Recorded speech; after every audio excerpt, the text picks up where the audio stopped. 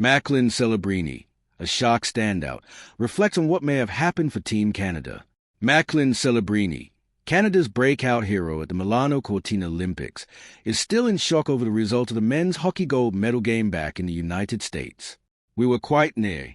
After rejoining the Sharks on Wednesday, Macklin Celebrini stated, "Whatever justifications you may have for the game, we didn't win. It's bitter. We came so close to winning, and it hurts that we didn't." Celebrini was the youngest player to ever play for Team Canada and the youngest NHL player in Milan. Nevertheless, he topped all scoring with 5. During the 3-on-3 overtime period, which concluded with Jack Hughes scoring to give Team USA their first Olympic gold in the sport since 1980, the 19-year-old sensation was not on the ice.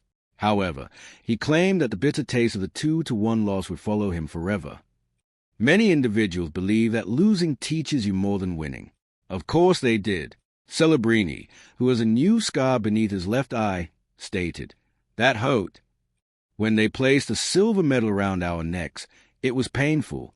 After the game, we stood on the ice and watched them celebrate for probably 30 or 40 minutes. The D2 Celebrini had to take to return to San Jose from Milan only served to deepen the pain of defeat.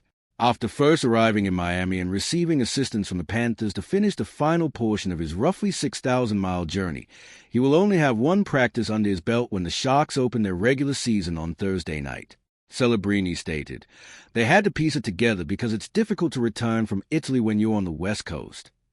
Sharks general manager Mike Grier texted Panthers general manager Bill Zito to express gratitude for bringing his hero home. Zito told reporters. Celebrini, who is Italian, didn't have much time to travel about his native country. However, having his family there, particularly his father Rick, the head trainer for the Warriors, made it feel like home. Celebrini claimed that although the hockey players did not remain in the Olympic Village, he spent a lot of time there mingling with sportsmen from other sports. The Sharks, who had the poorest record in the NHL for the previous 2 seasons, have unexpectedly become playoff candidates because of Celebrini's 81 points, 4th in the league. The Sharks, 27-24-4, are 5 points away from making their first postseason berth since 2019 with 27 games remaining, beginning Thursday against the Flames. For the stretch run, Celebrini claimed he could draw on his Olympic expertise. Alex Wenberg from Sweden, Filip Kureshev from Switzerland, and Pavel Regenda from Slovakia all advanced to the quarterfinals. During the 3-week Olympic break, Celebrini shared a locker room with some of the best players in history, including Nathan MacKinnon, Sidney Crosby, and McDavid, while his other Sharks teammates enjoyed time off. "I've looked up to a lot of those guys my entire childhood," Celebrini remarked. "Many of them have taken home Stanley Cups. Even though we didn't do it, you can see the habits and preparation that were required when you are around them and know what you need to do to get there."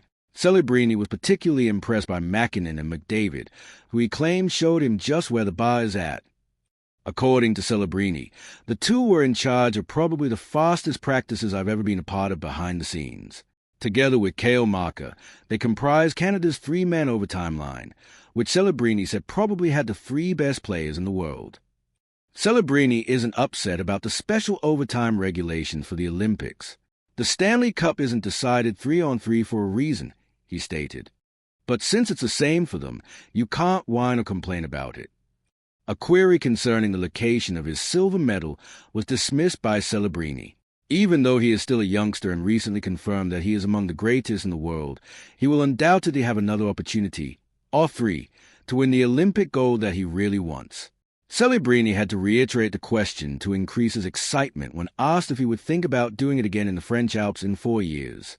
With a pause and a smile on his face, he asked, "Would I return to the Olympics in 4 years?" "Yes,"